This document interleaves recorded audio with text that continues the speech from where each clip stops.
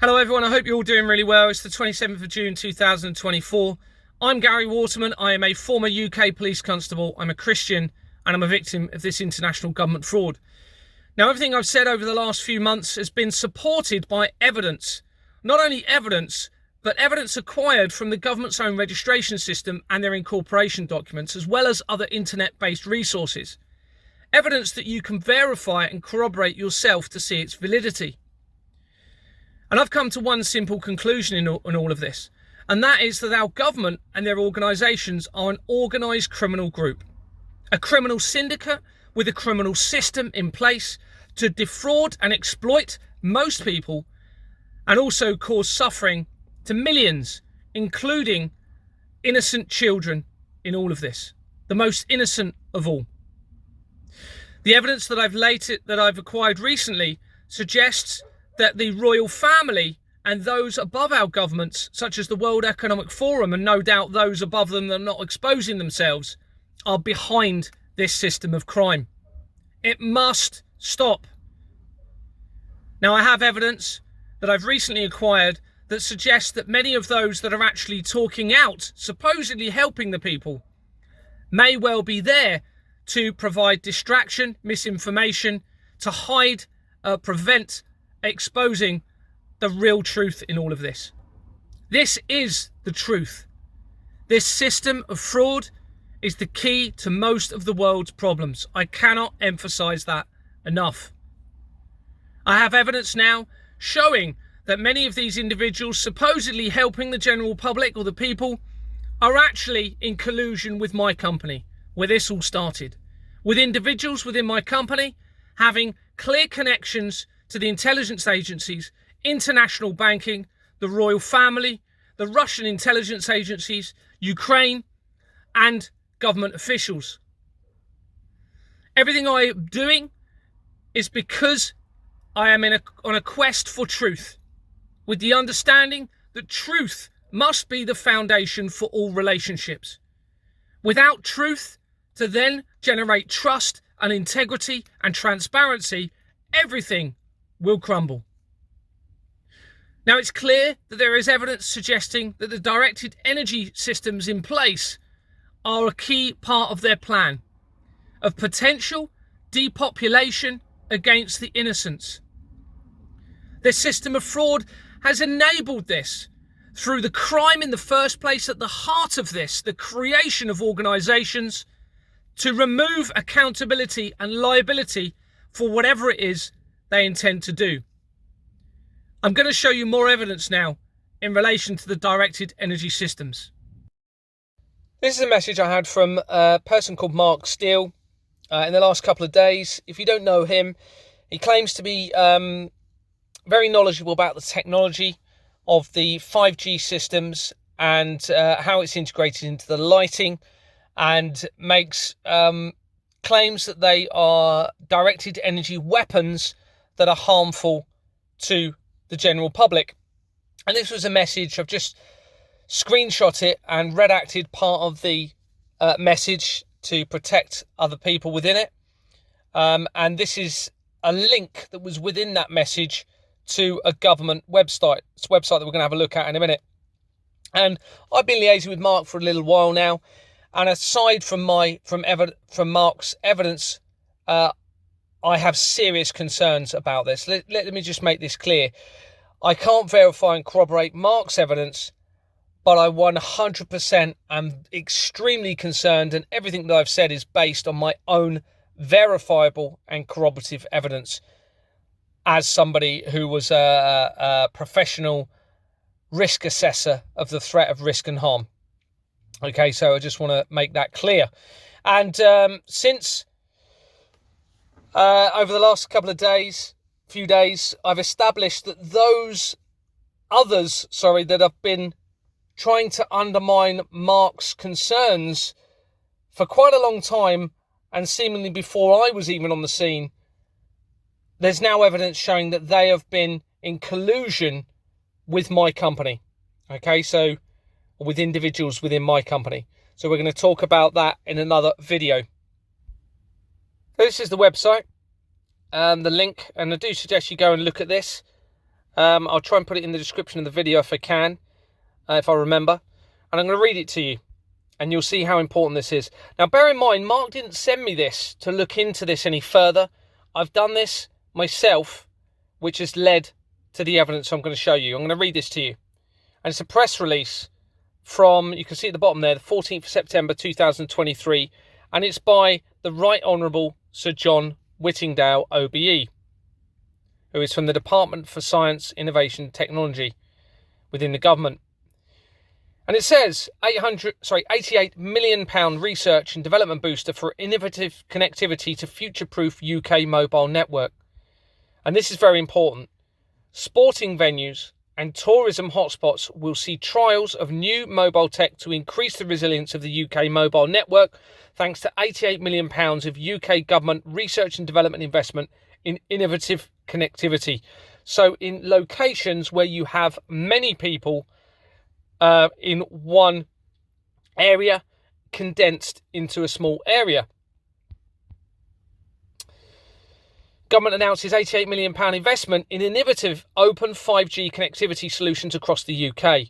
Funding awarded to 19 projects through the Open Networks Ecosystem in brackets 1 competition, designed to demonstrate the feasibility and reliability of technology. Now remember that company, because we're going to look at that in a minute.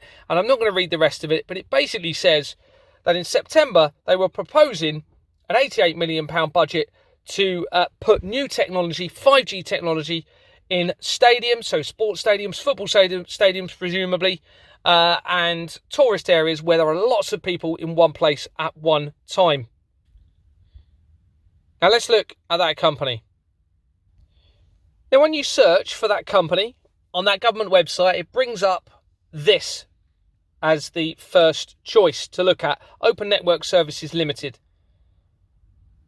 So we're now looking at the Companies House register on the overview. And you can see they were incorporated at the top there in January 2002, 4 months after the World Trade Center disaster. At the bottom, the nature of the business: information technology, consultancy activities, other information technology services and activities. On the incorporation document, it immediately links to 788 to 790 Finchley Road in London. This is an address notorious with international government fraud, dictators, the mafia, corrupt politicians, and defrauding the general public through the taxation system. Go and look and type in Finchley Road fraud, and you will see what that says. It also states on there in relation to Barbara Kahan and a company called A1 Company Services, and mentions the one-day secretaries coming in, or directors coming in and then resigning on the same day, which is an indicator of the fraud, and I am finding that throughout my research. So already we have a sinister link to the research in relation to that company. Going to page 3 of 16, you'll see that Temple Secretaries is on the document, and that company is important. It links through to the fraud, to Jeffrey Epstein, Max Clifford, etc. And remember, we're not just talking about incorporation companies with these links. We are talking multiple links. There's far too many for it to be a coincidence. And like I keep saying, variations of addresses, the same companies, not just incorporation companies, same companies featuring throughout as well, and the same names cropping up on documents, but within different companies. Okay, so they're moving people's names around and utilizing them in different companies. They're probably not even real names.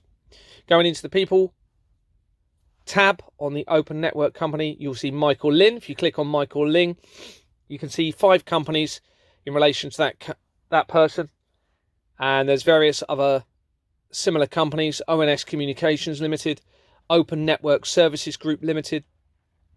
And when you go into that company, you can then go in the people record and see Michael Rees, and they were appointed on the same time that it was created in 2002 or incorporated, and go into that person to then click onto that person, and they are associated with this company, TAH Limited.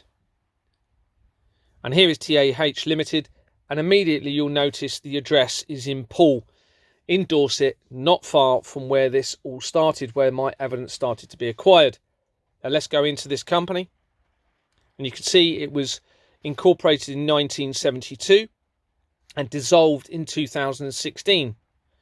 And this is the overview page, and you can see the previous company's names that this was registered as, and the last one was the Accounting House Consultancy Services Limited, and it changed its name on the 12th of March 2001. You can see it on the right hand side there. 4 months before Larry Silverstein purchased the lease to the World Trade Center. But importantly, if you look at the bottom, now remember, Companies House would have input this information onto this record, and you can see that they've entered the company name of Farnham Office Supplies Limited, and on the right of that you can see that they are claiming it had that name from the 6th of November 1972 until the 12th of September 1988. There is no other name that is mentioned between those dates. However, when you go into the incorporation document, you have a completely different name. Okay, Hamer Line Limited, and the date on that document is the same, the 6th of November 1972. Okay, so you can see this within the filing history of that company. And again, this shows fraud because they've lied, haven't they? This is lies, it's deceit, and therefore it is fraud because they have put the dates from the 6th of November to 1972 right up until 1988. It only had that name, Farnham Office Supplies Limited. Well, that's not true, is it? That is a lie. And they've deliberately done that, even though they've had the document to be able to put it onto the register. It's fraud, 100% government fraud. Now let's move forward back into TAH Limited in the People Records. Okay, so we're just going back a screen. Now, if we go into this person, Robert John Conway, you can see they've got a company, Happy Minds Limited. I thought that was quite interesting just to show that. But if we go into their record, they have a company called Europlacer Technology, again of an address in Poole, and it was dissolved in January 2024. Now that's very significant potentially. It appears we have to consider that they're panicking and they're trying to dissolve these companies. And you can see it's not a new company. Okay, so it was created in 1997, and then 27 years later they're dissolving the company after my inquiries progress and I publicise the fraud. That I suspect they are panicking and dissolving these companies. You can see the original company name at the bottom there was Speedprint Technology Limited. We look onto the incorporation document, Speedprint Technology Limited. You can see there's a company here called Byview Limited. Byview Limited. Now, if you look for Byview Limited, there is no company now registered.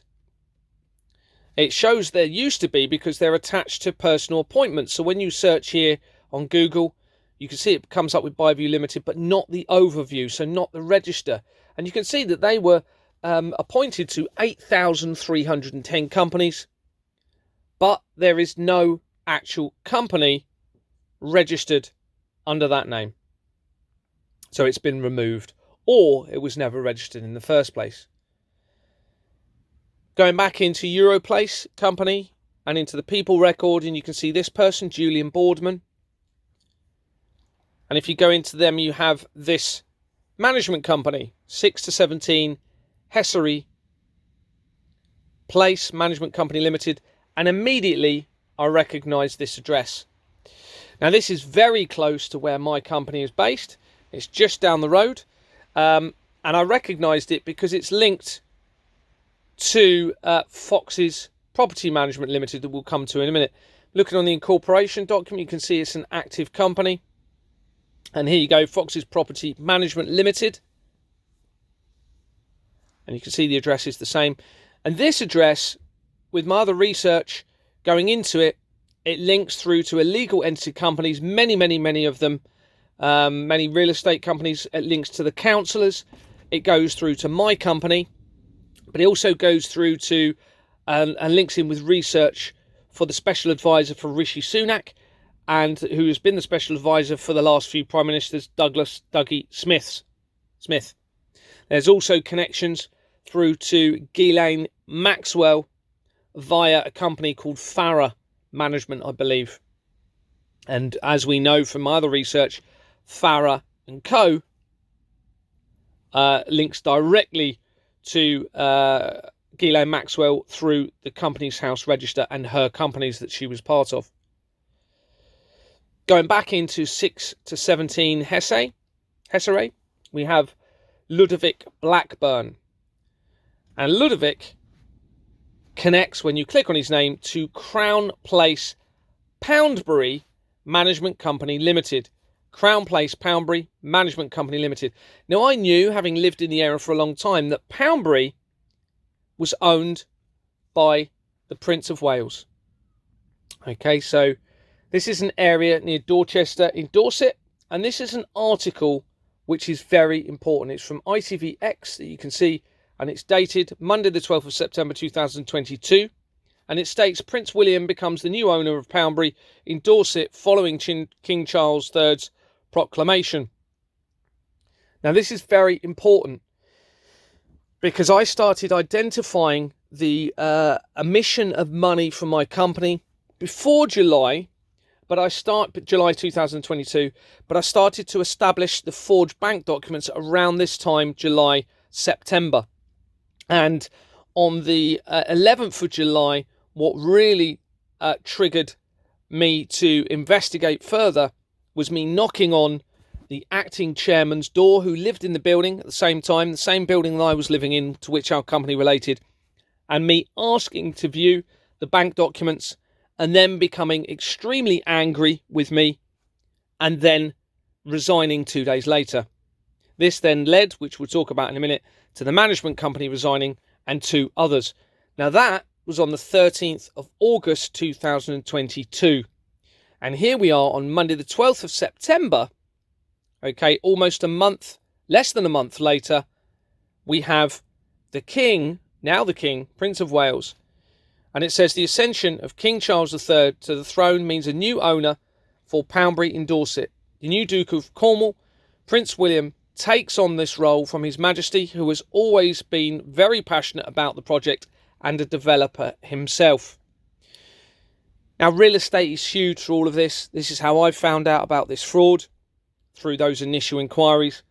And real estate is very significant in relation to it all, because it allows the ability to launder money through those companies. This is why I believe there's so many, but also the ability to defraud and victimise people through real estate, which is worth, as we know, millions, if not billions, over the years, and potentially a lot more than that. We're talking more like trillions. And this is why this is all so important, and it is all starting to come together. And reading on, the idea behind Poundbury is to enable people to live more sustainable lifestyles. Now, remember, when the king was, if he's a real king, there's lots of evidence to suggest that the royal family are actually imposters. But that's a whole other subject, and there's evidence coming to light in relation to that.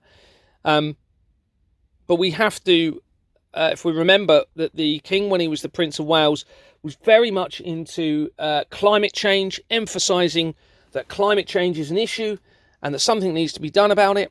And this also supports that. But of course, if you're somebody that was very sinister and involved in nefarious activities, this would allow what we are now seeing to be brought to fruition. So we're now seeing the cloud spraying. The Met Office are confirming that that is happening, or chemtrails, shall we say. The Met Office is confirming that that is happening, and that they are spraying particles into the atmosphere. They're saying it's to do with global warming, to reflect the sun and to assist with preventing global warming. But then 2 airline pilots have said it's actually sinister poisoning of the planet to kill the life off and to kill people. And that has to be considered, doesn't it, with all of this evil stuff? Let's face it, this is all evil, okay? And just read on. It is built on land owned by the Duchy of Cornwall. The estate set up in the 14th century to provide the heir to the throne with an income independent from the sovereign. So it was there to set up an income from real estate and land management, okay, in the 14th century. Now remember, this connection is very quickly now from that 5G system being rushed to be put up now in stadiums and in busy tourist areas, with all of the fraud behind the risks of hiding the accountability and liability in the potential health risks, and very serious health risks, let's face it, with all of this evidence. So you can see how this is all linking in. Now, it mentions Duchy of Cornwall. Within my evidence, there's also a link to, I believe, the Duchy of Cornwall company itself. There's another company that you can see within my Rishi Sunak document and evidence that links to the royal family, where they're changing the company names, appearing to remove the certain names from the company after this fraud is being reported. It also links to the intelligence agencies. Again, it links to directed energy weapons companies, okay, that are also then associated through Companies House to the 5G companies as well, okay, and the street lighting companies.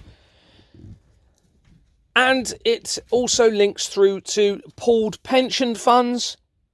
And we know that the evidence, and I'm sorry if I'm repeating this, shows that the directed energy weapons companies are almost immediately associated with the Nightingale beds and the hospitals that were set up supposedly for COVID. But it's looking like the whole thing is a cover for the 5G. Now, going back to the King, this is very important because the King obviously was the Prince of Wales, where Companies House is based and where these illegal entities were created utilising Companies House. It's very clear that they must have been involved in this. They control the register. The forgery must be being done by them. And then when you go into these illegal entity companies and them dissolving and the application for them dissolving, you can see that the money from those illegal criminal companies goes back to the Crown. And I'm going to show you a little example of that now. Okay, so we're going to have a look at Swift Incorporations Limited, just to show this. I have shown this before on previous videos. But if you go into Swift Incorporations on the Companies House register, this is one of the companies that was used in starting up my company, remember? And despite operating since... bear with me. Oh, you can see here. Despite operating, see on the right there, since September 1985, they dissolved on the 21st of November 2023. So after the fraud was being extensively reported by me, and I was starting to publicise it because I knew that government organisations were involved. And if we go into the filing history, so I suggest they were panicking, and they dissolved it to remove any further accountability or liability. What if we look at the application for their termination, or for their... where is it? Sorry about this.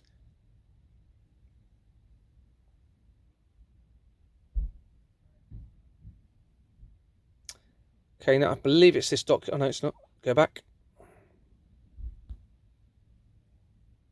Application for strike-off. Okay, so if we go into this document,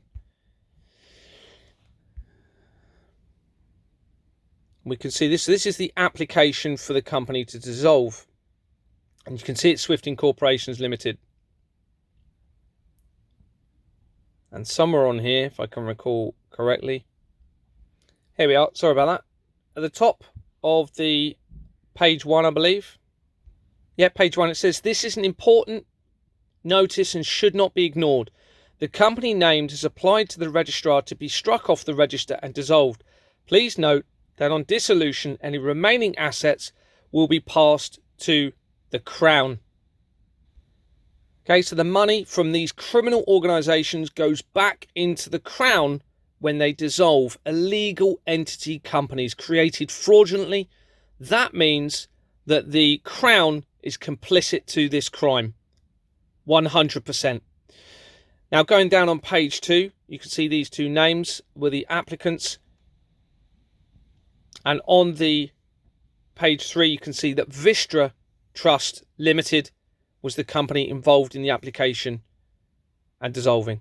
And this address, Templeback, 10 Templeback, Bristol, features throughout the fraud, not just in relation to these companies, but others as well. Now, looking on the Lloyds Banking Group, remember I acquired forged Lloyds Bank documents and the complaint has never been finalised. In fact, I've submitted a report naming Charlie Nunn as a suspect in relation to this crime because my complaint was made directly to him and his team, or the team that surrounds him, and that has never been finalised. And here we have somebody with Lloyds Bank, Sir Robin Budenberg, CBE, and he is the chair of the Crown Estate. And you can see from all of the evidence that I'm presenting that Lloyds Bank feature throughout the fraud. They have many illegal entity companies. They link to people within my company, and they also link to closely to all of the nefarious activities that we're seeing, and on their actual incorporation documents for those companies as well. And there's multiple links through to the child trafficking throughout that as well.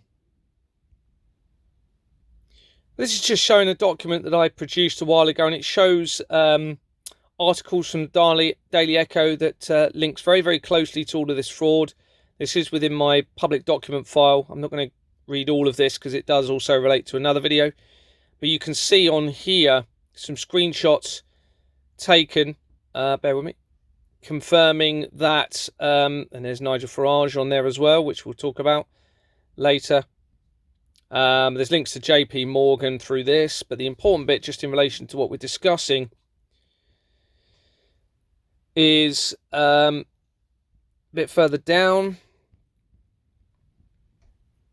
Okay, so this is articles and LinkedIn screenshots and from Companies House confirming that Graham Monroe, who was part of JP Morgan Bank, was employed by the SWIFT international transaction system used by most banks in one of the lead positions.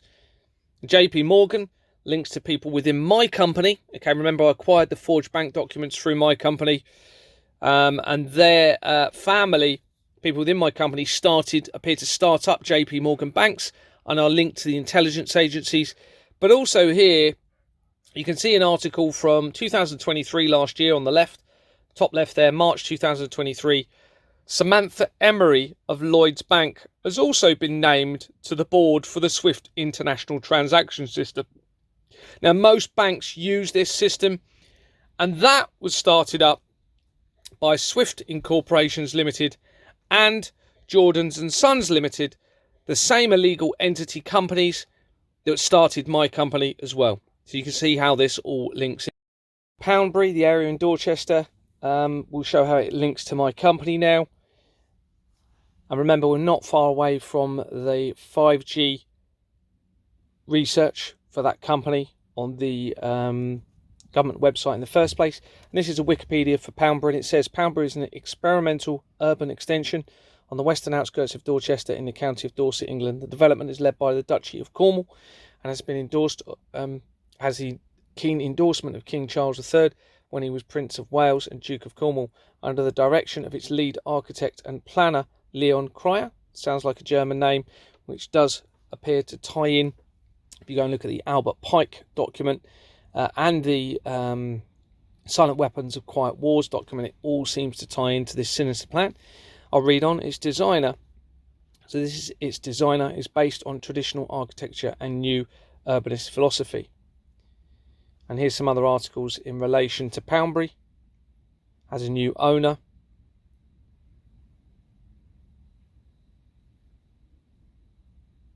The town that Charles built at the bottom, 30th of April 2023.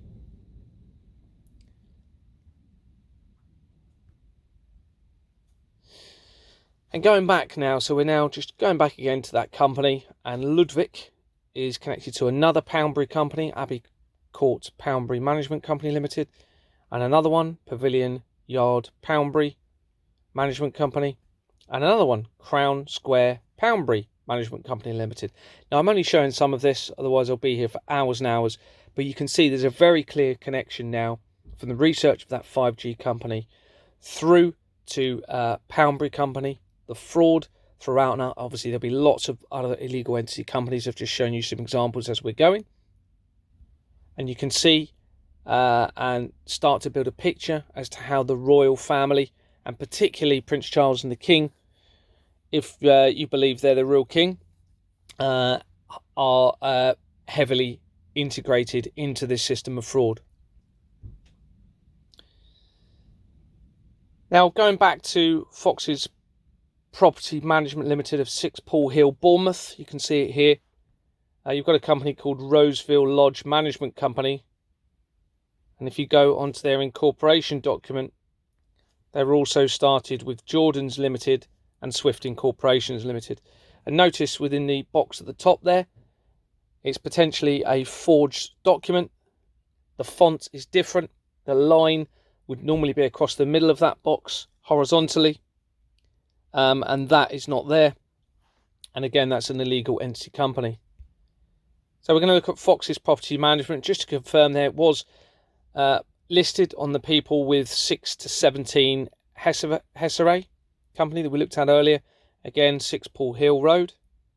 You can see they've got 215 appointments, either current or previous.